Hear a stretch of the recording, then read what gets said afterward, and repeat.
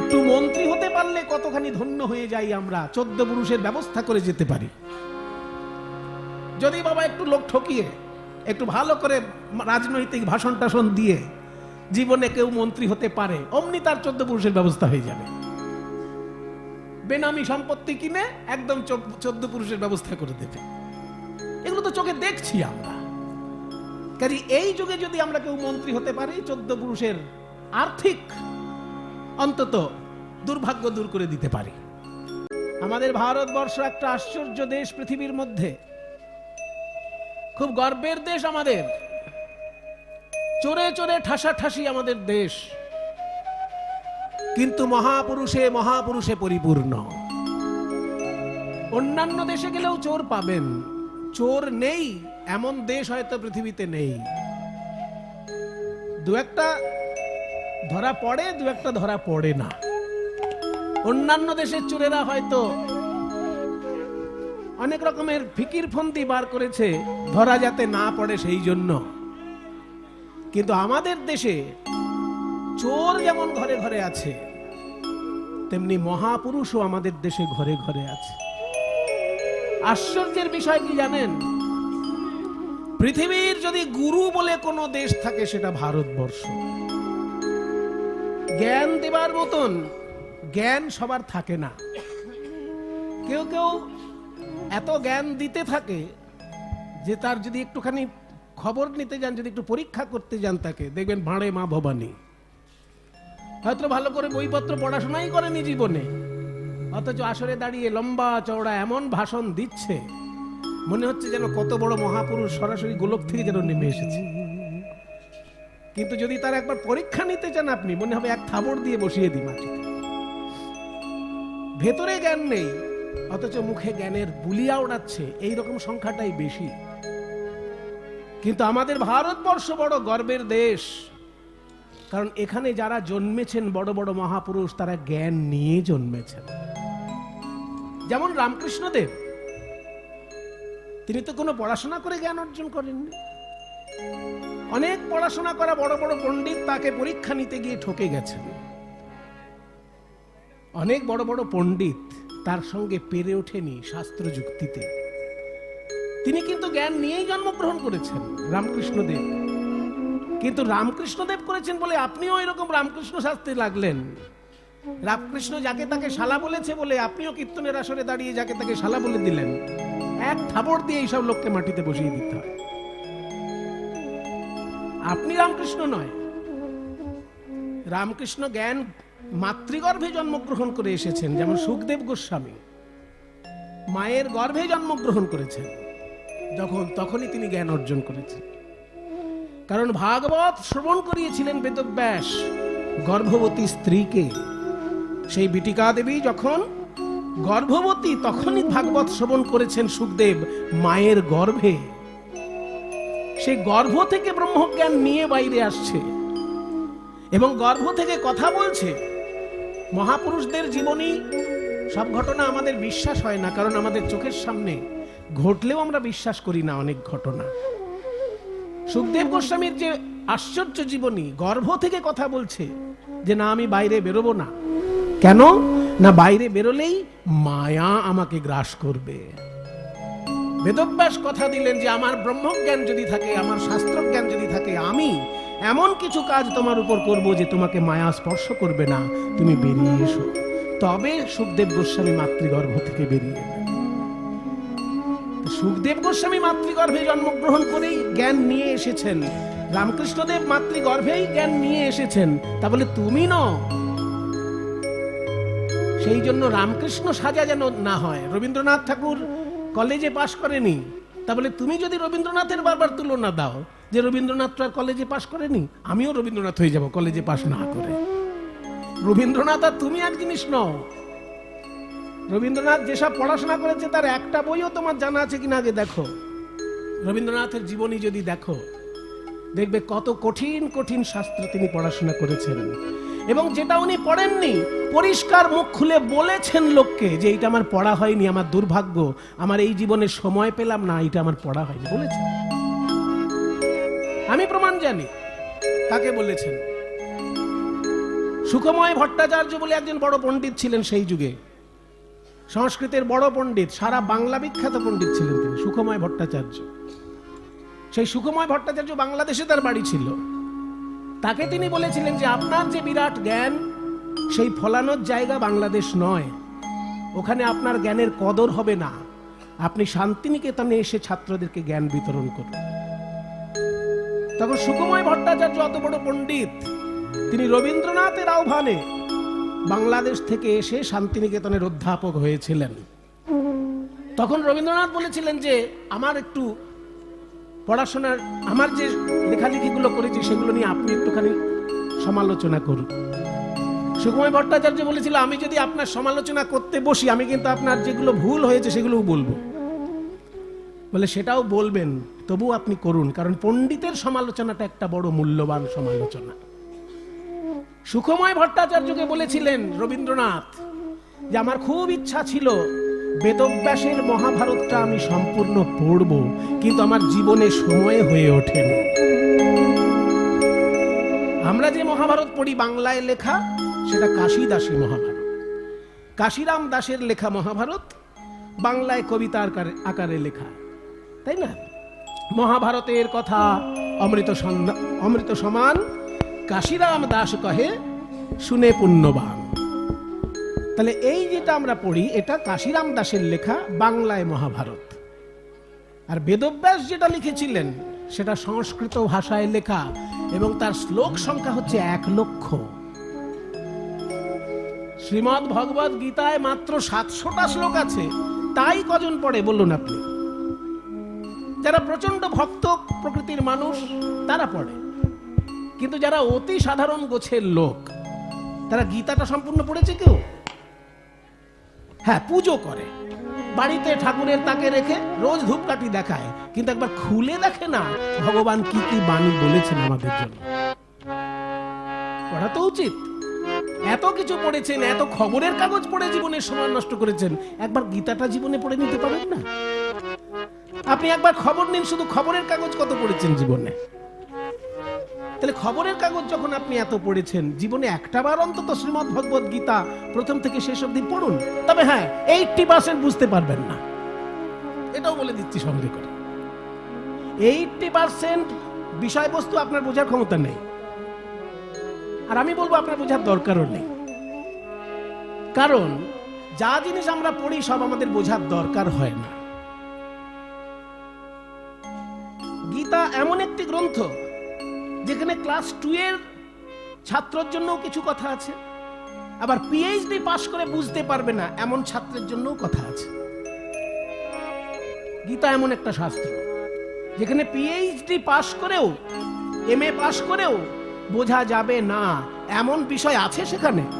বেদান্ত দর্শনের যদি সূক্ষ্মাতি সূক্ষ্ম দিকগুলো যদি দেখেন, যোগ দর্শনের সূক্ষ্মাতি সূক্ষ্ম দিকগুলো যদি দেখেন, আপনি যোগ সাধনা না করলে যোগ দর্শনের কি বুঝবেন? যোগ সাধনাটা করুন, তবে গীতার সঙ্গে মিলান নিজেকে। তাহলে যোগ সাধনার কিছুই করলেন না, আর গীতার যোগ দর্শনের অধ্যায় পড়ে একদম বুঝে যাবেন সব। সেই জন্য পিএইচডি পাশ করলেও গীতা বোঝা যাবে না এমন কঠিন বিষয় সেখানে আছে। আবার ক্লাস 2 পাশ করেছে, সেও দেখা যাচ্ছে একটা লাইন পড়ে বুঝে গেল, সেরকম জিনিস আছে। যেমন যদা যদা হি ধর্মস্য গ্লানির্ভবতি ভারত অভ্যুত্থানম ধর্মস্য তদাত্মানুসৃজম্যহম পরিত্রাণায় সাধুনাং বিনাশায় চ দুষ্কৃতাং ধর্ম সংস্থাপনার্থায় সম্ভবামি যুগে যুগে। এটা বুঝতে কার অসুবিধা আছে? কোন সাধারণ লোকের বুঝতে অসুবিধা নেই। যে জীবনে স্কুল যায়নি সেও এটার মানে বুঝতে পারবে যদি কারো কাছে শুনে নেয় একবার। কাজে যে একেবারে সাধারণ গোছের লোক, তার জন্যও যেমন কিছু আছে, তেমনি যে পিএইচডি পাশ করেছে সেও বুঝতে পারবে না এমন কঠিন জিনিসও আছে। কাজে গীতা পড়লেই আপনি সবটা বুঝে যাবেন তা নয়, আর বোঝার দরকারও নেই আপনার, কারণ আপনার জন্য সেগুলো লেখা হয়নি। আপনার থেকে উচ্চ স্তরের সাধক যারা, তাদের জন্য লেখা হয়েছে। আপনি তো সবে সাধনা শুরু করেছেন, মাঝখানেও পৌঁছাননি। উচ্চ স্তরে যারা বিরাজ করছে তাদের জন্য এখানে আছে। যেটা আপনি বুঝতে পারছেন না, জানবেন সেটা তাদের জন্য লেখা আছে। কিন্তু পড়াটা আপনার কর্তব্য, কারণ ভগবানের বাণী। ভগবান আমাদের জন্যই কল্যাণ, আমাদের কল্যাণের কথা চিন্তা করে অর্জুনকে বলেছেন। আমাদেরকে চোখের সামনে পাননি, অর্জুনকে চোখের সামনে পেয়েছেন, তাই অর্জুনকে আমাদের লক্ষ্য করে অর্জুনকে উপদেশ দিয়েছেন। কিন্তু মাত্র 700টা শ্লোক, মাত্র 700টা শ্লোক আমাদের পড়া হয় না, আর মূল মহাভারতে রয়েছে 1,00,000 শ্লোক। 1,00,000 শ্লোক মূল মহাভারতে। তাই রবীন্দ্রনাথ দুঃখ প্রকাশ করে বলেছিলেন যে আমার অনেক ইচ্ছা ছিল যে বেদব্যাসের মূল মহাভারতটা আমি একবার পুরোটা পড়ি। উনি এত বই পড়েছেন আমরা চিন্তা করতে পারবো না। রবীন্দ্রনাথ ঠাকুর যে কত পড়াশোনা করেছেন ভাবতে পারবেন না। স্কুলের ডিগ্রি উনি গ্রহণ করেননি, কিন্তু পড়াশোনা যা করেছেন, বিরাট বিরাট পণ্ডিত সেই যুগে হার মেনেছে রবীন্দ্রনাথের কাছে। বিশ্ব ব্রহ্মাণ্ডের সব থেকে বড় বিজ্ঞানী তখন আইনস্টাইন, তার সঙ্গে আলোচনায় বসেছেন রবীন্দ্রনাথ। পড়াশোনা না হলে সম্ভব? আইনস্টাইনের সঙ্গে মত বিনিময় করেছেন। আইনস্টাইন যেটা বলছেন রবীন্দ্রনাথ তার সঙ্গে উত্তর দিচ্ছেন। সেই স্তরের যদি জ্ঞান না থাকে তাহলে আইনস্টাইনের সঙ্গে কথা বলবে কি করে রবীন্দ্রনাথ? সেই জন্য উনি যে স্তরের জ্ঞানী ছিলেন, বিদ্যালয়ের অনেক ঊর্ধ্বের জ্ঞানী সেটা। তা বলে আমি রবীন্দ্রনাথ নই, আমি রবীন্দ্রনাথের উদাহরণ দিতে পারি না। আমার স্কুল যেতে ভালো লাগে না, সেটা আমি একটা ফাঁকিবাজ স্টুডেন্ট বলে, তা বলে রবীন্দ্রনাথকে টেনে আনতে পারি না আমার উদাহরণ দেখাতে গিয়ে। তাই কেউ কেউ ভারতবর্ষে এমন মহাপুরুষ এসেছেন তারা মাতৃগর্ভে ব্রহ্মজ্ঞান নিয়ে জন্মগ্রহণ করেছেন, যেমন রামকৃষ্ণ দেব। আমাদের ইতিহাসের মধ্যে জানা রামকৃষ্ণ দেব, আর আমাদের ইতিহাসের পিছনে যারা, তাদের মধ্যে সুখদেব গোস্বামী, যারা ইতিহাসের অনেক আগের ব্যাপার। সুখদেব গোস্বামী মাতৃগর্ভে ব্রহ্মজ্ঞান, রামকৃষ্ণ দেব মাতৃগর্ভে ব্রহ্মজ্ঞান নিয়ে এসেছেন আমাদেরকে দেওয়ার জন্য। সেই জন্য ভারতবর্ষ এমন একটা দেশ, এখানে চারিদিকে যেমন চোর ঘোরাঘুরি করছে, তেমনি এক একটা জেলায়, এক একটা গ্রামে বড় বড় মহাপুরুষ আছেন আমাদেরকে রক্ষা করার জন্য। আমাদের ভাগ্য যদি ভালো থাকে, সেই মহাপুরুষের একটু কৃপা পেলেই আমাদের জীবন ধন্য হয়ে যায়। একটু কৃপা, যদি রামকৃষ্ণ দেবের একটুখানি কৃপা কেউ পায়, হয়ে যাবে। রবীন্দ্রনাথ ঠাকুরের যদি একটুখানি চর্চা কেউ করে, ধন্য হয়ে যাবে। চৈতন্য মহাপ্রভু এবং তার পার্ষদগণের একটুখানি যদি খোঁজ খবর কেউ নেয়, ধন্য হয়ে যাবে। একটু কৃপা পেলেই হবে। আজকে আমরা সেই একজন মহাপুরুষ ভক্তের কথা শুনব। তার আগে দেখি পদকর্তা কি বলছেন। পদকর্তা বলছেন, শ্রী গৌরাঙ্গের দুটি পদ, যার ধন সম্পদ সে জানে ভকতি রস সার। টাকা পয়সা সব সময় ব্যাংকে থাকে না। টাকা পয়সা সবার কাছে, টাকা পয়সার সমান গুরুত্ব নয়। কারোর কারোর কাছে কীর্তনটাই সম্পদ, কারোর কারোর কাছে শ্রীমদ্ ভাগবতটাই সম্পদ, কারোর কাছে গীতা সম্পদ, কারোর কাছে জপমালা সম্পদ। সবার কাছে টাকা পয়সা সম্পদ নয়। তাই যদি হতো তাহলে সনাতন গোস্বামী পাদ, রূপ গোস্বামী পাদ এরা অর্থমন্ত্রী, প্রধানমন্ত্রী হয়ে মন্ত্রিত্ব পদদলিত করে বৃন্দাবনের পথে পা বাড়াতেন না। একটু মন্ত্রী হতে পারলে কতখানি ধন্য হয়ে যাই আমরা, 14 পুরুষের ব্যবস্থা করে যেতে পারি। যদি বাবা একটু লোক ঠকিয়ে, একটু ভালো করে রাজনৈতিক ভাষণ টাষণ দিয়ে জীবনে কেউ মন্ত্রী হতে পারে, অমনি তার 14 পুরুষের ব্যবস্থা হয়ে যাবে। বেনামি সম্পত্তি কিনে একদম 14 পুরুষের ব্যবস্থা করে দেবে। এগুলো তো চোখে দেখছি আমরা। কাজে এই যুগে যদি আমরা কেউ মন্ত্রী হতে পারি, 14 পুরুষের আর্থিক অন্তত দুর্ভাগ্য দূর করে দিতে পারি। কিন্তু সনাতন গোস্বামী, রূপ গোস্বামীকে দেখুন, তারা ছিলেন বাংলার প্রধানমন্ত্রী, তারা ছিলেন বাংলার অর্থমন্ত্রী, অথচ সেই মন্ত্রিত্ব পদদলিত করে তারা বৃন্দাবনের ধূলিকণা হৃদয়ে ধারণ করবেন বলে গেছেন। তাহলে তাদের কাছে স্বর্ণমুদ্রার থেকে বৃন্দাবনের ধূলিকণা বেশি মূল্যবান, তাই না? রূপ গোস্বামী যখন স্বর্ণমুদ্রা জমিয়ে রেখেছিলেন একজন মুদির কাছে, সনাতনকে যখন জেলখানায় দিল, এগুলো সবার জানা দরকার বাবা। এনারা আমাদের জীবনের মহাপুরুষ। বৈষ্ণব জগতে যদি কৃপা পেতে চাও 6 জনকে ধরতে হবে। সেটা দেখবেন কি নাম সংকীর্তন পূর্ণতে লেখা আছে, জয়রূপ সনাতন ভট্ট রঘুনাথ, শ্রীজীব গোপাল ভট্ট দাস রঘুনাথ। এই 6 গোসাই, এই 6 গোসাই যবে করুণা করিবে, ব্রজে রাধা কৃষ্ণ সেবা অবশ্য পাইবে। এই 6 গোস্বামীর কৃপা ছাড়া কিচ্ছু পাবে। এই 6 গোস্বামীর মধ্যে সনাতন গোস্বামী জেলখানায় গেছিলেন। কেন জেলখানায় গেছিলেন? আমাদের দেশের মন্ত্রীরা জেলখানায় যায় চুরি করার দায়ে। আর সনাতন গোস্বামী জেলখানায় গিয়েছিলেন মূর্তি ভাঙতে যাবেন না এই দোষে। আলাউদ্দিন হোসেন শাহ বলছেন আমি উড়িষ্যা আক্রমণ করব, সনাতন গোস্বামী বলছেন দয়া করে আমাকে সঙ্গে নেবেন।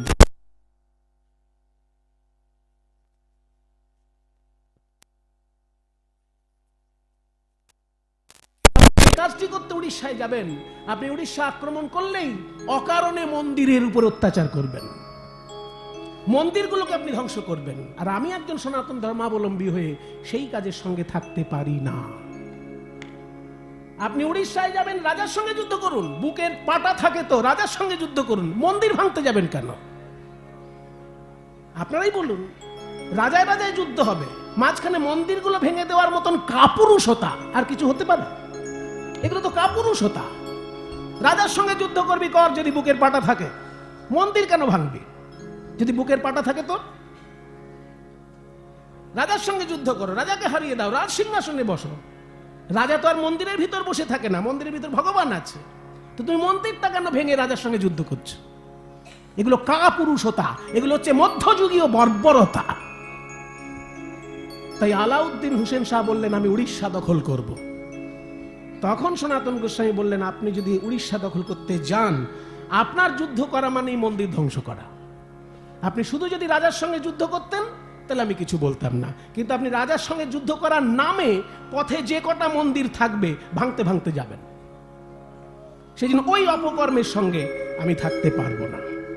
আমি আপনার মাইনে খাই, কারণ আমি আপনার প্রধানমন্ত্রী, আপনার সমস্ত সমস্যা দূর করার আমার দায়িত্ব, কিন্তু আপনার মন্দির ভাঙার কাজে আমাকে সঙ্গে রাখার কোনো যুক্তি হয় না, ওই কাজের জন্য আমি মাইনে নিই না। তখন আলাউদ্দিন হোসেন শাহ বললেন ঠিক আছে, এত বড় বুদ্ধিমান মানুষ তো আর আমি পাবো না। সঙ্গে সঙ্গে উনি বলতে পারেন একে ফাঁসি দিয়ে দাও, কিন্তু বলেননি, কারণ সনাতন গোস্বামীর মতন বুদ্ধিমান মানুষ আর দ্বিতীয়টি ছিল না সেই যুগে বাংলায়। তাই বলেন প্রধানমন্ত্রী এই থাক, কিন্তু এই যখন আমার সঙ্গে যুদ্ধে যাচ্ছে না, একে জেলখানায় ভরে দাও, এই জেলখানায় থাক, আমি যুদ্ধ করতে যাই। এগুলো জানতে হবে প্রত্যেকটি মানুষকে, প্রত্যেকটি বাঙালির এটা জানা দরকার। তখন সনাতন গোস্বামীকে জেলখানায় ভরে দিলেন আলাউদ্দিন হোসেন শাহ, যুদ্ধ করতে গেলেন। আর সনাতন গোস্বামী জেলখানায় যখন ভরা আছে, যখন তিনি জেলখানায় আবদ্ধ আছেন, সেই সময় রূপ গোস্বামী আগেই চলে গেছেন বৈরাগ্য নিয়ে বৃন্দাবনে। কিন্তু সনাতন গোস্বামী যেহেতু জেলখানায়, রূপ গোস্বামী তার একটা ব্যবস্থা করে রাখলেন। কি না, হাজার হাজার স্বর্ণ মুদ্রা সেই সময় একজন ব্যবসায়ীর কাছে গচ্ছিত রেখেছিলেন রূপ গোস্বামী, যে হাজার হাজার স্বর্ণ মুদ্রা সব আত্মীয় স্বজনকে ভাগাভাগি করে দিয়ে দেওয়ার পর সম্পত্তি সব আত্মীয় স্বজনকে ভাগাভাগি করে দিয়েছেন। আর স্বর্ণ মুদ্রা যেগুলো ছিল তার একটা অংশ বৈষ্ণব ব্রাহ্মণকে দান করেছেন, তার একটা অংশ দরিদ্র মানুষকে দান করেছেন। সব দান দক্ষিণা সারার পর যে টাকাটা ছিল সেটা একটা জায়গায় গচ্ছিত রেখেছিলেন এক ব্যবসায়ীর কাছে। বলেছিলেন বিপদে পড়লে এই টাকা আমি আপনার কাছে চাইব, এটা আমার বিপদের জন্য রাখা।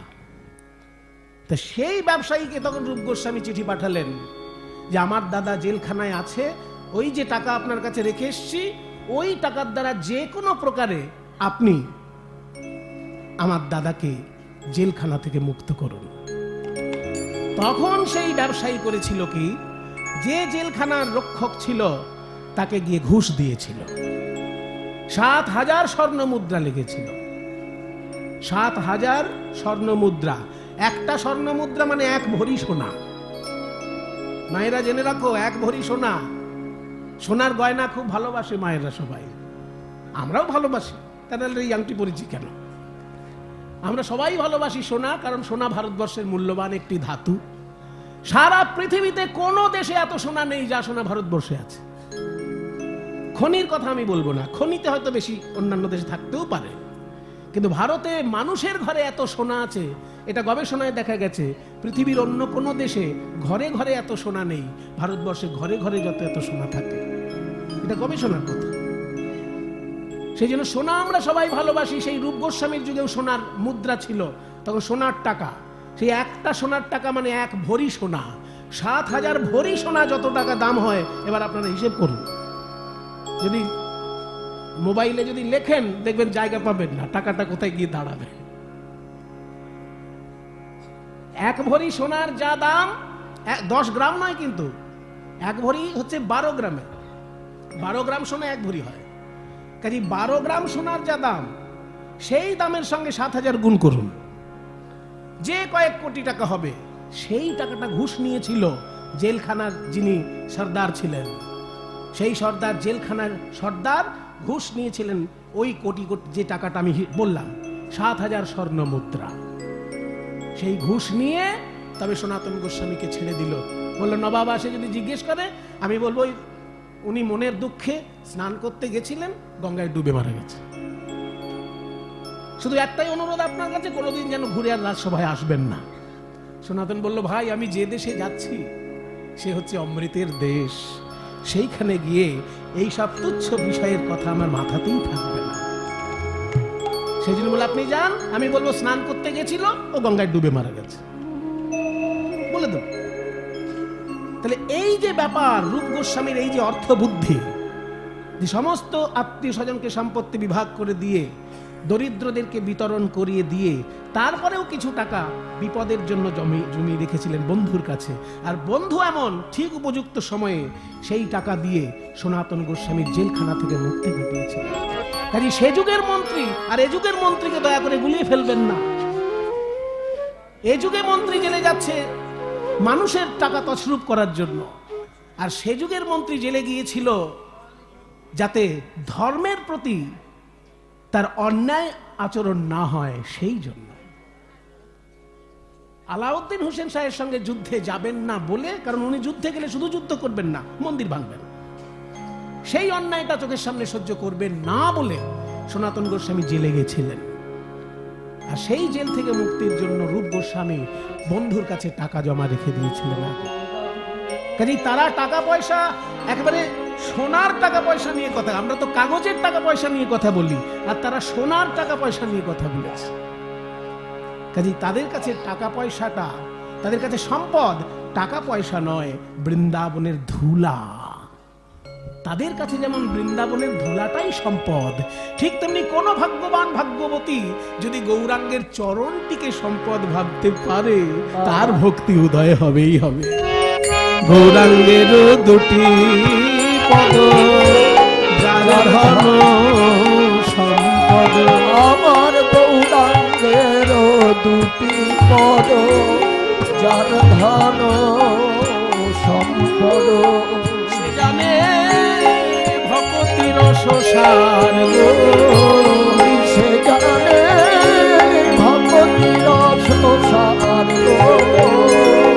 গৌরাঙ্গ মধুর লীলা যার কর্ণে প্রবেশিলা, আমার গৌরাঙ্গ মধুর লীলা যার কর্ণে প্রবেশিলা, হৃদয় নির্মল নির্মল, হৃদয় নির্মল ভেল তার গো, হৃদয় নির্মল ভেল তার।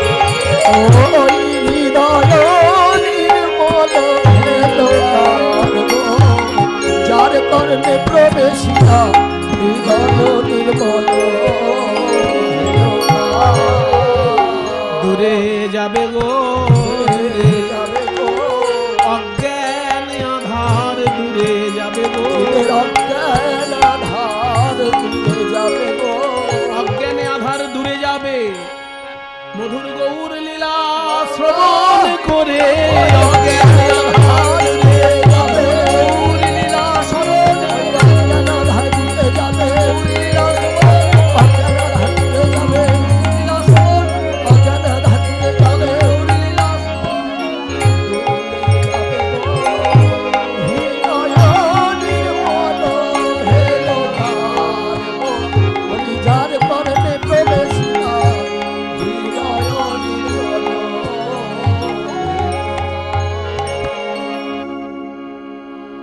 পদাবলী সাহিত্য এক একটা পংক্তিতে এক একটা জ্ঞান দিচ্ছে। প্রথম পংক্তি বলল, টাকা পয়সাকে যারা সম্পদ ভাবে তারা জাগতিক সুখ পেতে পারে কিন্তু ভক্তি পাবে না। গৌর সুন্দরের চরণকে যে সম্পদ ভাবে সে ভক্তি পাবেই পাবে। দ্বিতীয় পংক্তিতে বলল গৌরাঙ্গের লীলা যদি কেউ শোনে তার মনের অজ্ঞান অন্ধকার দূর হয়ে যাবে। এবার তৃতীয় পংক্তিতে বলছে গৌরাঙ্গের নাম যদি কেউ মুখে বলে তার কি হবে? তার কি হবে? গৌরাঙ্গ মধুর যে গৌরাঙ্গের নাম লয় তার হয় প্রেম উদয়। যে গৌরাঙ্গের নাম লয় তার হয় প্রেম উদয়। গৌরাঙ্গের নাম, গৌরাঙ্গের নাম, গৌরাঙ্গের নাম লয় তার হয় প্রেম উদয়। যে গৌরাঙ্গের নাম লয় তার হয় প্রেম উদয়। তার মই যাও বলিহারি, তারে মুই যাও বলিহারি। গৌরাঙ্গের নাম যদি কেউ মুখে বলে অমনি তার প্রেম উদয় হবে। গৌরাঙ্গের নামের এমন মহিমা। শব্দের একটা গুণ আছে বাবা। আপনাকে ফট করে যদি একটা গালাগালি দিই আপনার মাথা গরম হয়ে যাবে, কিন্তু আপনাকে যদি আমি ভাই বলে ডাকি, ও ভাই শোনো তো, আর যদি ডাকে এই শালা শোন, কি অবস্থাটা কি? দুটোর মধ্যে কতখানি পার্থক্য হবে বলো? শব্দের গুণ কেমন দেখুন। যদি কাউকে আমি ডাকি এই ভাই শোনো তো, এটা তার উপর কি এফেক্ট হবে? আর যদি কাউকে এই শালা শোন, তাহলে সেই এসে আমাকে একটা থাপ্পড় দেবে না? ওই জন্য শব্দের গুণ আছে। এমন একটা শব্দ আমি এক্ষুনি বলবো, সেটা আপনারা উচ্চারণই করতে পারবেন না ভালো করে। দেখুন এক্ষুনি মিলিয়ে নিন। আমি বলছি তেঁতুল, কেউ 100 বার বলুন দেখি। 100 বার লাগবে না, 10 বার বলুন দেখি তেঁতুল। শেষের দিকে কি হয় দেখুন, তেঁতুল তেঁতুল তেঁতুল তেঁতুল তেঁতুল তেঁতুল তেঁতুল তেঁতুল। তাহলে তেঁতুল বলতে গেলে মুখে জল এসে যাবে কি না? শেষকালে দেখবেন এত জল এসে যাচ্ছে আর বলতেই পাচ্ছেন না। তাহলে এটা তেঁতুল শব্দের গুণ। তেঁতুলটা যেহেতু টক, সেই জন্য তেঁতুলটা বলার সঙ্গে সঙ্গে আমাদের মুখে টক ভাব জাগছে আর জিভে জল আসছে। ঠিক তেমনি গৌরাঙ্গ মহাপ্রভু যেহেতু প্রেমময়, তার নামটা যদি আমরা একটু মনোযোগ দিয়ে বলি আমাদের হৃদয় প্রেমময় হয়ে যায়। যে গৌরাঙ্গের নাম লয় তার হয় প্রেম উদয়। যে গৌরাঙ্গের নাম লয় তার হয় প্রেম উদয়। তার মই যাও বলিহারি, মুই যাও বলিহারি। বলিহারি বলিহারি বলিহারি। তারে মুই যাও বলিহারি। খেয়াল করুন, বলিহারি বলিহারি বলিহারি বলিহারি বলিহারি বলিহারি। যতবার বলি ততবার হারি। গৌরাঙ্গ নামের মহিমা, এই গুণের কথা যত বলি তত হারি, বলিহারি বলিহারি। কিন্তু আবার বলতে এত ভালো লাগে, বারবার বলি বারবার হারি, তবু বলতে ছাড়ি না। তারে মই যাও বলিহারি, তারে মুই যাও বলিহারি। কোন কোন ভাগ্যবান এমনও থাকেন যারা হা গৌর প্রাণ গৌর বলতে গেলেই তাদের দুই নয়নে অশ্রু বর্ষণ হয়। এমন ভাগ্যবান ভাগ্যবতী যদি কেউ থাকে যার কণ্ঠে গৌর নাম উচ্চারিত হলেই নয়নে জল আসে, তার কি হবে জানো? তাকে আর মোটা মোটা বই পড়ে কৃষ্ণলীলা জানতে হবে না, তার হৃদয়ে লীলা রস আপনি স্ফুরিত হবে। গৌরাঙ্গ নামেতে ঝুরে নিত্য লীলা তার স্ফুরে।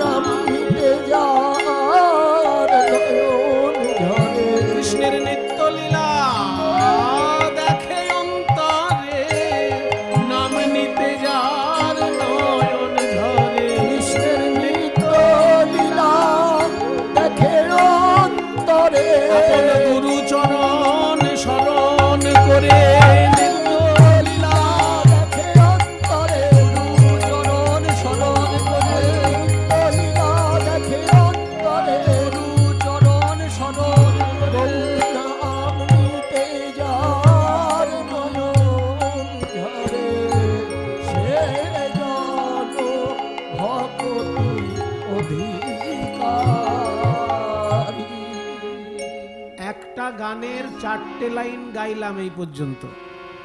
দেখুন কীর্তন কত মূল্যবান। কীর্তন হচ্ছে মূল পদাবলী সাহিত্য, শুধু ফালতু বকে যাওয়া কীর্তন গান নয়। কীর্তন গান হচ্ছে পদাবলী সাহিত্যের সাংগীতিক রূপ। যে পদটা আমি গাইলাম, এই গানের 4টে লাইন মাত্র গাইলাম, আর 4টে লাইনেই 4টে নতুন কথা পেলাম। আমাদের ধারণা ছিল পকেট গরম থাকলেই ভক্তি পাওয়া যাবে, পয়সা না থাকলে আবার ভক্তি হয়। এই যে ছেলেটা খোল বাজাচ্ছে, পয়সা না থাকলে খোল কিনতে পারবে? ওই যে উনি বাঁশি বাজাচ্ছেন, পয়সা ছাড়া বাঁশি কিনতে পারবেন? তাহলে উনি আবার বাঁশি বানাতে জানেন, উনি নিজের বাঁশি নিজে বানিয়ে নেন। তা বানাতে গেলেও যে বাঁশির বাঁশটা কিনতে হবে, পয়সা লাগবে তো। পয়সা ছাড়া ভক্তি হবে? তুলসী মালা যে পরবো, তুলসী মালাটা এমনি পাবো? কোন দোকান থেকে তো কিনবো পয়সা দিয়ে। অনেকেই ভাবেন যে পয়সা ছাড়া বোধহয় ভক্তি হয় না। পদকর্তা বলছে প্রথমেই তুমি ভুল পথে হাঁটছো। হ্যাঁ, সমাজে চলাফেরা করতে গেলে পয়সা অবশ্যই লাগে, কিন্তু ভক্তির জন্য পয়সা বাধ্যতামূলক নয়। গৌরাঙ্গের চরণকে যদি কেউ হৃদয়ে সম্পদ ভাবে, শুধু তার ভক্তি লাভ হবে। আর পয়সা দিয়ে তুমি তুলসী মালা কিনতেই পারো, কিন্তু যদি তোমার গুরুচরণে শ্রদ্ধা না থাকে, অথচ তুলসী মালা পরে ঘুরছো, ভক্তি হবে? তাই গৌরাঙ্গ মহাপ্রভুর চরণটা যদি কেউ সম্পদ ভাবে, তার ভক্তি হবে। এটা প্রথম কথা। দ্বিতীয় কথা শুনলাম যে গৌরাঙ্গের লীলা শুনলে মন পরিষ্কার হবে। তৃতীয় কথা শুনলাম গৌরাঙ্গের নাম মুখে বললে হৃদয়ে প্রেম জাগবে। ওই যে তেঁতুলের উদাহরণ, চতুর্থ কথা শুনলাম যে গৌরাঙ্গের নাম বলে যদি চোখে জল আসে তাহলে হৃদয়ে মাঝে লীলা দর্শন হবে। এই যে চারটে মহিমা শুনলাম, তাতে যদি আমরা আবার শুধুমাত্র গৌরাঙ্গ মহাপ্রভুকে ভালোবাসি আর তার পার্ষদগণের খোঁজ খবর না নিই, তাহলে সেটা কিন্তু অন্যায় হয়ে যাবে। গৌরাঙ্গ মহাপ্রভুকে ভালোবাসতে গেলে তার পার্ষদদেরকেও সমানভাবে শ্রদ্ধা করতে হবে। চৈতন্য চরিতামৃতে বলেছে যে মহাপ্রভুকে মানো অথচ নিতাইকে মানো না, মহাপ্রভুকে মানো অথচ অদ্বৈতকে মানো না, মহাপ্রভুকে মানো অথচ হরিদাস ঠাকুরের সমাধিতে একবার প্রণাম করনি, তাহলে কিন্তু তুমি মহাপ্রভুর ভক্ত হতে পারবে না। খুব সুন্দর একটা উদাহরণ দিয়েছে চৈতন্য চৈতামৃত, বেশ মজার উদাহরণ, মানে বাচ্চা ছেলে ভুলানোর মতন উদাহরণ। বলছে একেতে বিশ্বাস আর অন্যে অসম্মান, অর্ধ কুক্কুটিকা নেয় তোমার প্রমাণ। একটু আগে আমি বলেছি যে বাংলা ভাষা সংস্কৃত ভাষা এমন কঠিন কঠিন জায়গা আছে যে পিএইচডি পাস করলেও সে বুঝতে পারবে না। এটার মানে কি চট করে কেউ বুঝতে পারবে যদি ঠিক ঠিক পণ্ডিতের কাছে অর্থটা না জানা হয়? চৈতন্য চরিতামৃতে পড়লেই কি মানে বোঝা যাবে? এই যে আমি বলছি, কই মানে বুঝতে কি কেউ? বলছে একেতে বিশ্বাস আর অন্যে অসম্মান। আমি তো সংস্কৃত বলছি না, বাংলাই বলছি। বাংলাই এত কঠিন যে বোঝা মুশকিল। একেতে বিশ্বাস আর অন্যে অসম্মান, অর্ধ কুক্কুটিকা নেয় তোমার প্রমাণ। এর মানে কি? ফার্স্ট লাইনটা বুঝলাম, সেকেন্ড লাইনটা কি? অর্ধ কুক্কুটিকা নেয়। এবার ভেঙে চুরে বুঝুন। অর্ধ মানে অর্ধেক, কুক্কুটিকা মানে, বলে এটা খুব চেনা জিনিস আপনাদের, কিন্তু বাংলাটা জানেন না। মুরগি, মুরগি, মুরগি চেনে না এমন বাঙালি বর্তমানে কে আছে বাবা? সেই জন্য মুরগিকে সংস্কৃত ভাষায় বলে কুক্কুটিকা। প্রাচীন ভাষায় বাংলাতেও কুক্কুটিকা বলা হতো, পণ্ডিতরা কুক্কুটিকা বলতেন। তাহলে অর্ধ কুক্কুটিকা মানে অর্ধেক মুরগি। এই অর্ধেক মুরগির দশা হবে তোমার। এই ব্যাপারটাকে বুঝতে গেলে ছোট্ট একটা হাসির গল্প শুনতে হবে। একজন একটা মুরগি পুষেছে, সে ঘন ঘন ডিম পাড়ে। আর তার পাশে এক বন্ধু মুরগি পুষেছে, সে আবার ঘন ঘন ডিম পাড়ে না। তো যখন ঘন ঘন ডিম পাড়ে না, যার মুরগি ডিম পাড়ে না তার মনটা খারাপ না? পাশের বাড়ির লোকের মুরগির রোজ ডিম হচ্ছে আর আমার বাড়ির মুরগির ডিম হচ্ছে না, তা আমার মনটা খারাপ হবে। তো একদিনকে গিয়ে ওই লোকটাকে বলল যে শোন ভাই, তোর মুরগি তো খুব ভাগ্যবান, তুই এমন মুরগি পেয়েছিস যে ঘন ঘন ডিম পাড়ে, আর আমার দেখ অপায়া কপাল, আমার মুরগি ডিমই পাড়ে না। তোর মতো যদি আমার মুরগি ঘন ঘন ডিম পাড়তো তাহলে আমি রাতারাতি দুতলা বাড়ি করতাম। বলে রাতারাতি দুতলা বাড়ি করবি কি করে মুরগির ডিম? বলে হয় হয়, বুদ্ধি থাকলে হয়। তো বুদ্ধি নেই, কিছু করতে পারছিস না। বুদ্ধি দে একটু। শোন, মুরগির ডিম মুরগির পেটে থাকে, সারা গায়ে কি আর ডিম থাকে? ওই জন্য পেটটাকে বাড়িতে রাখ আর বাকি মুরগি কেটে মাংসর দরে বিক্রি করে দে, আর ওই মাংসর টাকাটা ফিক্সড ডিপোজিট করে দিবি। এইরকম বন্ধুর বুদ্ধি যদি কেউ শোনে, কোনো হতভাগা যদি শোনে, তার মুরগি আর জীবনে ডিম পারবে? তা মুরগির ডিম, আমি কিন্তু চরিতামৃত থেকে বলছি, কোনো বাজে গাল গল্প করছি না। সেখানেও এত হাসির জিনিস আছে, আমরা খোঁজ খবরই রাখি না। যে সেখানে শুধু কঠিন কঠিন শ্লোক নয়, এরকম হাসির জিনিসও আছে সেখানে, কিন্তু আমরা খোঁজ খবর রাখি না, তাই জানি না। বলছে মুরগির থেকে যদি ডিম পেতে চাও তাহলে শুধু মুরগির পেটটাকে বাড়িতে রাখলে হবে না, মুরগির গোটা অংশটাই বাড়িতে রাখতে হবে। ঠিক তেমনি কৃপা যদি পেতে চাও শুধু মহাপ্রভু নয়, পঞ্চতত্ত্বেরই উপাসনা করতে হবে। বলো শ্রী কৃষ্ণ চৈতন্য প্রভু নিত্যানন্দ, শ্রীবাসাদি গৌর ভক্ত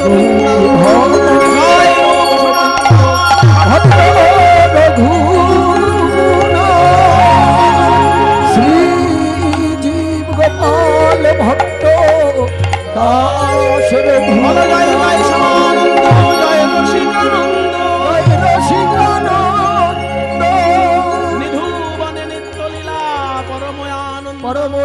জয় গৌর ভক্ত বৃন্দ, গৌর যার প্রাণ, সবে মিলে করমরে প্রেম ভক্তি।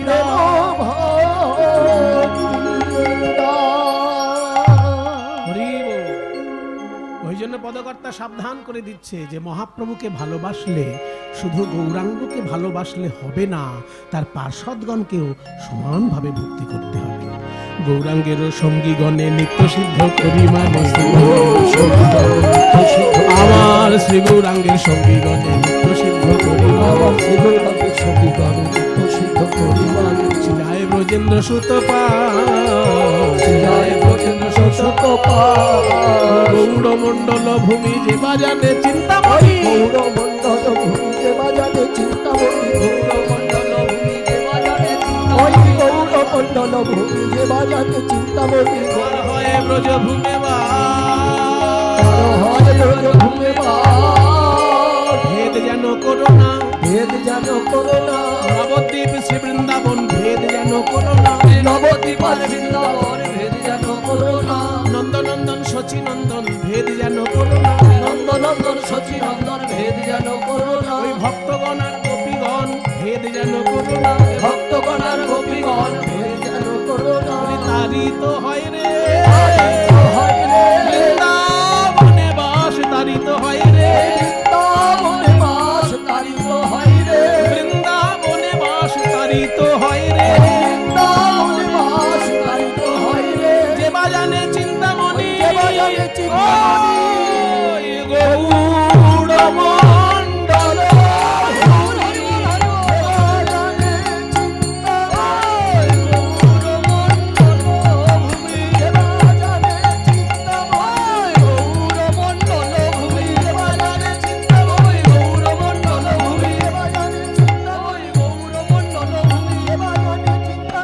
তার হয় ব্রজ ভূমে গৌর প্রেম রসার্ণ বেশে তরঙ্গে যে বা ডুবে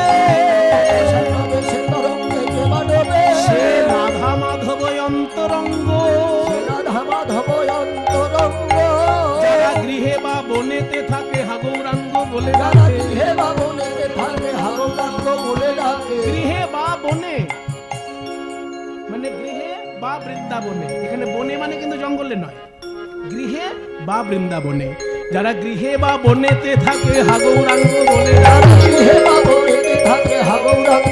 ডাকে নরোত্তম ঘাসে তার সঙ্গ নরোত্তম মাগে তার দাস নরোত্তম মাগে তার সঙ্গ নরোত্তম মাগে তার সঙ্গ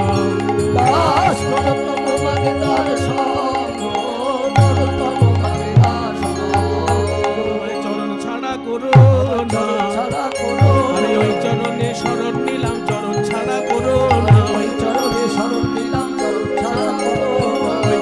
শরণ নিলাম হে গৌর ভক্ত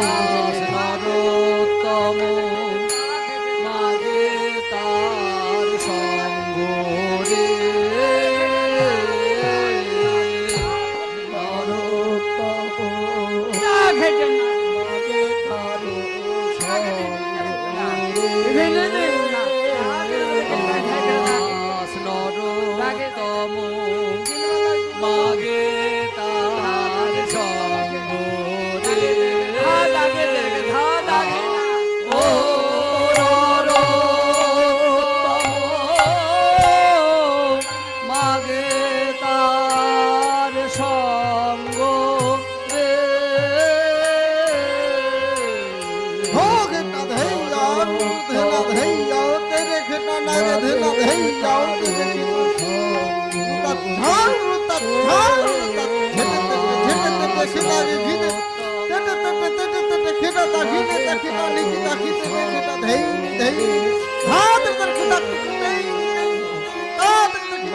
নরোত্তম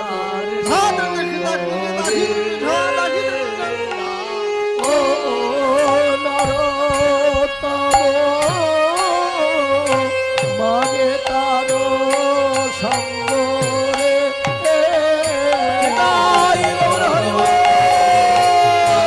তারো সঙ্গ রে নরোত্তম মাগে তারো সঙ্গ রে নরোত্তম মাগে তারো সঙ্গ রে নরোত্তম মাগে তারো সঙ্গ নরোত্তম মাগে তারো সঙ্গ মাগে তারো সঙ্গ মাগে তারো সঙ্গ মাগে তারো সঙ্গ মাগে তারো সঙ্গ মাগে তারো সঙ্গ রে দাস নরোত্তম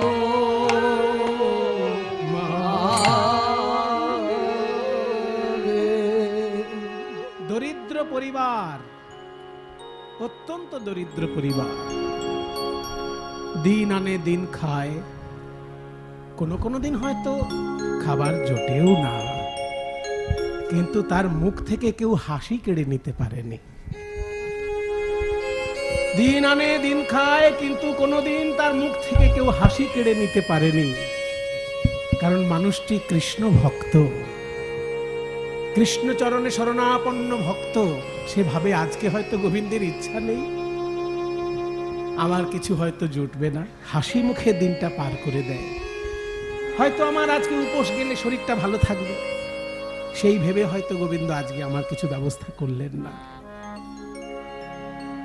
এই রকম হতদরিদ্র পরিবারের একজন মানুষ, ভক্ত মানুষ,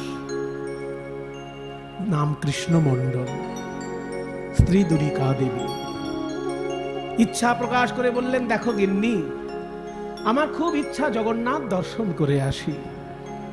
জগন্নাথ দর্শনে যাবে কি করে? তোমার তো গাড়ি ঘোড়ার পয়সা নেই। গাড়ি ঘোড়া না থাক, দুটো পা তো দিয়েছে ভগবান। আমাদের 10টি ইন্দ্রিয় দিয়ে কৃষ্ণ সেবা করতে হয় বাবা। মায়ের একটা জিনিস আজকে জেনে রাখুন, এই কথাটা চট করে বলা হয় না আমার। ঋষিকেন ঋষিকেশ সেবনং ভক্তির উচ্চমা। বলছে উত্তম ভক্তি কাকে বলে? ভক্তি তো 3 রকমের আছে, সাধন ভক্তি, সাধ্য ভক্তি, প্রেম ভক্তি। তাহলে এই যে সাধ্য সাধনের ঊর্ধ্বেও যে গোপী প্রেমের ভক্তি, 3 রকমের ভক্তি, তার মধ্যে উত্তম কোনটা? বলছে ঋষিকেন ঋষিকেশ সেবনং। ঋষিকেন ঋষিকেশ, ভগবানের এক নাম ঋষিকেশ। ঋষিকেশ মানে কি? অনেকে উচ্চারণ করতে পারেন না, তাই ঋষিকেশ বলে। এই কোথায় বেড়াতে যাচ্ছ গো? বলে যে ঋষিকেশ, কেদারনাথ, তারপরে বদ্রী নারায়ণ, ঋষিকেশ বলে। কথাটা কিন্তু ঋষিকেশ নয়, ঋষির কেশ ওইসব নয়। কোন মুনি ঋষির চুল নিয়ে ওখানে তীর্থ তৈরি হয়। কথাটা হচ্ছে ঋষিক যুক্ত ঈশ, সন্ধি করে ঋষিকেশ হয়। রি ঋষিক মানে ইন্দ্রিয়, এই যে চোখ, এই যে কান, এই যে নাক, জিহ্বা, হাত, পা, মুখ, এগুলো সব ইন্দ্রিয় আমাদের। এই ইন্দ্রিয়গুলোকে সংস্কৃত ভাষা বলে ঋষিক। আর তার ঈশ্বর, ঈশ মানে ঈশ, এই প্রত্যেকটি ইন্দ্রিয়ের অধীশ্বর গোবিন্দ। ওই জন্য গোবিন্দের নাম হচ্ছে ঋষিকেশ। ঋষিক যুক্ত ঈশ, ঋষিকেশ মানে আমাদের ইন্দ্রিয়ের অধীশ্বর তিনি। আমাদের চোখের মালিকও কৃষ্ণ, কানের মালিকও কৃষ্ণ, নাকের মালিকও কৃষ্ণ, জিহ্বার মালিকও কৃষ্ণ, হাতের মালিক, পায়ের মালিক, সর্ব অঙ্গের ইন্দ্রিয়ের মালিক তিনি। ওই জন্য তাকে বলা হয় ঋষিকেশ। উত্তম ভক্তি কাকে বলে? শাস্ত্র বলছে ঋষিকেন ঋষিকেশ সেবনং ভক্তি উচ্চতে। অর্থাৎ ইন্দ্রিয়ের দ্বারা যদি তুমি ঈশ্বরের সেবা করো, ঋষিকেশ মানে কৃষ্ণ বা ঋষিকেশ মানে বিষ্ণু বা ভগবান, তার সেবা করতে গেলে তোমার ঋষিকটা লাগবে, যেহেতু ঋষিকের অধীশ্বর তিনি। এই ইন্দ্রিয় ঋষিকেন মানে ইন্দ্রিয়ের দ্বারা, ঋষিকেশ সেবনম কৃষ্ণের সেবা। তাহলে ইন্দ্রিয় দ্বারা কৃষ্ণ সেবা, হাত দিয়ে না হয় সেবা করলেন, চোখ দিয়ে না হয় সেবা করলেন, কান দিয়ে না হয় সেবা করলেন। এই যে কীর্তন শুনছেন, কান দিয়ে সেবা করছেন। যখন শ্রীমূর্তি দর্শন করে প্রণাম করবেন, দর্শন চোখ দিয়ে সেবা করা হচ্ছে। যখনই প্রসাদের গন্ধ নাকে যাচ্ছে, উনি নাক দিয়ে সেবা করা হচ্ছে। যখনই প্রসাদ জিহ্বায় পাচ্ছেন, জিহ্বা দিয়ে সেবা করা হচ্ছে। কিন্তু পা দিয়ে কি করে সেবা হবে? এই পা দিয়ে সেবা করা হয় যদি তীর্থযাত্রা করা হয়, তখনই পাটাও কৃষ্ণ সেবায় লাগছে। আপনি তো যদি শ্বশুর বাড়ি যান, তাহলে সেটা কি আর সেবা বলা হবে? সেটা আপনি সমাজের সামাজিকতা রক্ষা করার জন্য যাচ্ছেন, নিশ্চয়ই যাবেন। বরং বৃন্দাবনে একবার যাবেন, শ্বশুর বাড়ি 4 বার যাবেন, তাও ঠিক। কিন্তু তবু বৃন্দাবনে অন্তত যাবেন তো। অনেকে দেখবেন তীর্থে গেলে হাঁটতে চায় না, ক্ষমতা আছে তবু হাঁটতে চায় না, ঠিক না। আপনার চরণটা কিন্তু কৃষ্ণ সেবায় লাগাতে পারলেন না, এটা আপনার ব্যর্থতা। যদি পায়ে ব্যথা না থাকে, যদি পা ভাঙা না থাকে, যদি নার্ভের কোনো গন্ডগোল না থাকে, যদি চরণ সুস্থ থাকে, তাহলে হেঁটেই তীর্থ দর্শন করতে হবে। তাহলে হয় কি, চরণটা সেদিনকে কৃষ্ণের সেবায় লাগলো। কারণ 10টা ইন্দ্রিয়ই গোবিন্দ সেবার জন্য তৈরি হয়েছে। ঋষিকেন ঋষিকেশ সেবনম বলছে। ঋষিক মানে ইন্দ্রিয়, ইন্দ্রিয় 10 রকম। 5টি জ্ঞানেন্দ্রিয়, 5টি কর্মেন্দ্রিয়। জ্ঞান অর্জন হয় 5টা দিয়ে, আর কাজ করা হয় 5টা দিয়ে। জ্ঞান অর্জন কারা কারা করে না? চক্ষু, কর্ণ, নাসিকা, জিহ্বা, ত্বক। এই যে চক্ষু, এই যে কর্ণ, এই যে নাসিকা, এই যে জিহ্বা, এই ত্বক। এই 5টা দিয়ে জ্ঞান অর্জন হয়। ত্বক দিয়ে বুঝতে পারি ঠান্ডা না গরম, জ্ঞান অর্জন হচ্ছে। তাই জ্ঞান অর্জন হয় বলে এগুলোকে বলে জ্ঞানেন্দ্রিয়। আর অন্য ইন্দ্রিয়গুলো দিয়ে কাজ করা হয়, সেই জন্য কর্মেন্দ্রিয়। সেগুলো কি কি? মুখ, মুখে খাবার দিলে খাবারটা চিবানো হচ্ছে, মুখ দিয়ে খাবারটা চিবানো যখন হচ্ছে, কাজ করা হচ্ছে। জ্ঞান অর্জনের জন্য নয়, জ্ঞান অর্জন করছে জিহ্বা। জিহ্বা কিন্তু জ্ঞান অর্জন করছে, ও স্বাদটা বুঝছে। আর চিবানোর কাজটা করছে দাঁত, মুখ। এটা হচ্ছে কর্ম, সেই জন্য কর্মেন্দ্রিয় মুখ। মুখ পানি মানে হাত, পাদ মানে চরণ, পায়ু এবং উপস্থ। এই 10টি ইন্দ্রিয় সবটাই কৃষ্ণ সেবায় লাগানো যায়। গুরুর কাছে শিখতে হবে। গুরু আপনাকে সবগুলোই খুলে বলবেন, আমি সবগুলো খুলে বলবো না। আমার দ্বারা যতটা পর্যন্ত আসরে দাঁড়িয়ে বলা সম্ভব, আমি সেইটুকুই বলবো। তাহলে চরণটা কৃষ্ণ সেবায় লাগবে কখন? না, চরণটা কৃষ্ণ সেবায় লাগবে যদি এই চরণে আমি হেঁটে হেঁটে তীর্থ দর্শন করি। পাটা তখন আমার গোবিন্দের কাজে লাগছে। সেই জন্য যদি আমার পয়সা না থাকে, সে তো আনন্দের কথা, আমার পা দুটো দিয়ে আমি তীর্থযাত্রায় যাব, আমার চরণটা সার্থক হবে। চলুন, জগন্নাথ দর্শনে চলেছেন দুঃখী মণ্ডল, আমরাও একটুখানি যাই সেই জগন্নাথ দর্শনে। সবাই একটু হাত জোড় করুন। কারণ এই জগন্নাথের স্তব আমি যেটা গাইব, স্বয়ং চৈতন্য দেবের শ্রীমুখ থেকে অনর্গল প্রকাশিত হইত এই শ্লোকাবলী। জগন্নাথের মুখের দিকে তাকিয়ে তিনি অনর্গল যে স্তব পাঠ করতেন, সেই শ্লোকই এই। জগন্নাথ স্বামী নয়ন পথগামী ভবতুমে। জগন্নাথ স্বামী নয়ন পথগামী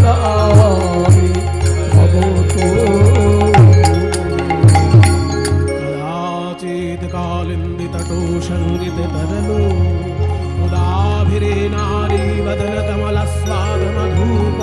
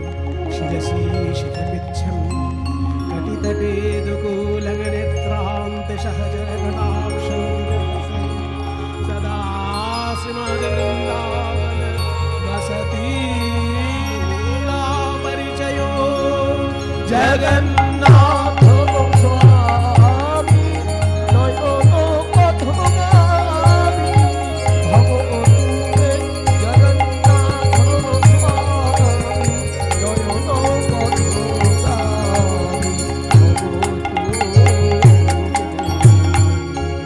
জগন্নাথ মাধব বহুত মিনতি করু তো দেই তুলসী তিল দেহ সমর্পণ দয়াদ বিছোড় বিমোহ ওহে রাধা মা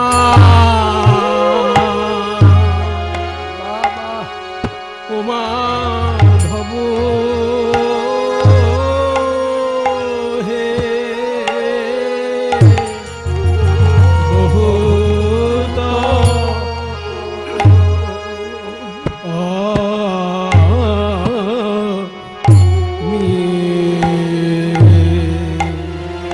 কমল গা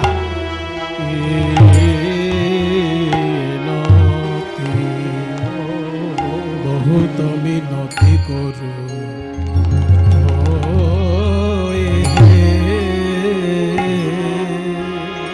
ওহে রাধা মাধব হে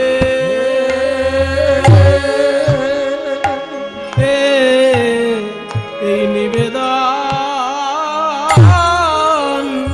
তব পায়ে আমায় ওই চরণে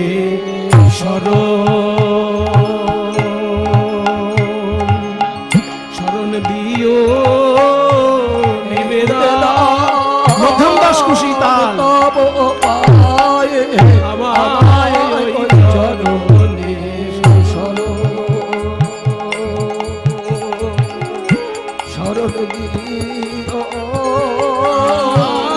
তব পায় আমায় ওই চরণে শরণ দিও নিবেদন তব পায়ে ওই চরণে শরণ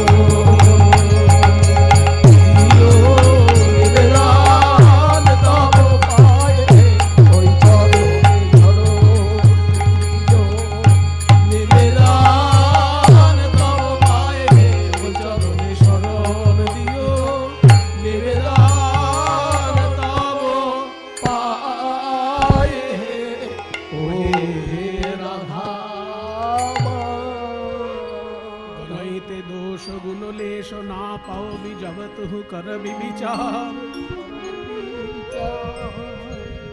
আমার যদি পাপ পুণ্যের বিচার করো ভগবান শুধু পাপ আর পাপ পাবে আমার জীবনে গুণ লেশ না পাওবি গুণের লেশ মাত্র পাবে না জবত কর বিচার তুমি যখন বিচার করবে বলে আমি যদি তোমার বিচার করি তাহলে শুধু দোষ পাবো আর গুণ পাবো না তাহলে তোমার সাহস কি হলো সাহস কি করে হলো আমার কাছে আসার সাহস সাহস তো তোমার ভক্তগণ জুগিয়েছেন তোমার ভক্তগণ পুরীধামে তোমাকে ডাকে কি নামে জানো জগন্নাথ ওই জগন্নাথ শব্দটা শুনে তোমার সাহস হয়েছে তুমি যদি জগতের নাথ হও শুধুমাত্র ভালো মানুষের নাথ এটা তো নয় জগতে কি শুধু ভালো মানুষ থাকে জগৎটা ভালো মানুষের মন্দ মানুষের মেশামেশি থাকে তাহলে জগতের নাথ যদি তুমি হও তাহলে তো তুমি মন্দ লোকেরও নাথ সেই কথায় সাহস পেয়েছি আমি তুহু জগন্নাথ জগতে কহায়সী